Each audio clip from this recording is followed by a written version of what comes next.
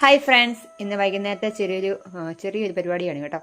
എന്ന് വെച്ചാൽ ഇന്നലെ ഇതുപോലെ ഒരു ഒരു 11 മണിയൊക്കെ ആയപ്പോഴത്തേനുണ്ടല്ലോ, ഇവിടെ ചെത്തി ഉണ്ടായിരുന്നു. നല്ല ചെത്തി, പൊക്കമുള്ളൊരു ചെത്തിയായിരുന്നു. നല്ല കുറ്റി പോലെ നിൽക്കുമായിരുന്നു.